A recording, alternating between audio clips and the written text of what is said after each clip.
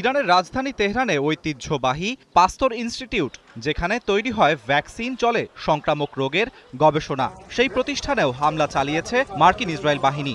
ইরানের president Masoud Pezeshkian এই হামলাকে মানবতার বিরুদ্ধে অপরাধ হিসেবে উল্লেখ করে আন্তর্জাতিক সংস্থাগুলোর হস্তক্ষেপ চেয়েছেন। শতাব্দীর বেশি পুরনো এই প্রতিষ্ঠানটি ভ্যাকসিন উৎপাদন ও রোগ প্রতিরোধে গুরুত্বপূর্ণ ভূমিকা রাখছে। হামলায় ক্ষয়ক্ষতির পরিমাণ এখনও স্পষ্ট নয়। গত ২৮ ফেব্রুয়ারি থেকে শুরু হওয়া হামলায় এখন পর্যন্ত ২,০০০-এর বেশি মানুষ নিহত এবং ২৬,০০০-এর বেশি আহত বলে জানায় ইরান। বিশ্ব স্বাস্থ্য সংস্থার মতে মার্চের শুরু থেকে ইরানে স্বাস্থ্য খাতে ২০টিরও বেশি হামলা হয়েছে। এতে অন্তত ৯ জন নিহত হয়েছেন। বুশেহর প্রদেশে রেড ক্রিসেন্টের একটি গুদাম, তেহরানের একটি বড় ওষুধ কোম্পানি, এমনকি একটি মানসিক হাসপাতালও রেহাই পায়নি হামলা থেকে। খুজেস্তানের একটি হাসপাতালে হামলার পর চিকিৎসা কার্যক্রম বন্ধ করে দিতে বাধ্য হয় কর্তৃপক্ষ।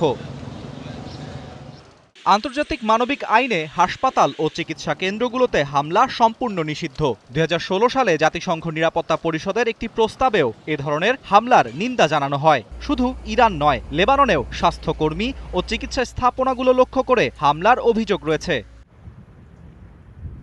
বিশ্লেষকরা বলছেন, স্বাস্থ্য খাতে এ ধরনের হামলা শুধু মানবিক সংকটই বাড়াচ্ছে না, বরং দীর্ঘমেয়াদে পুরো অঞ্চলের জনস্বাস্থ্যের উপর ভয়াবহ প্রভাব ফেলতে পারে। আরাফাত ইসলাম, ৭১।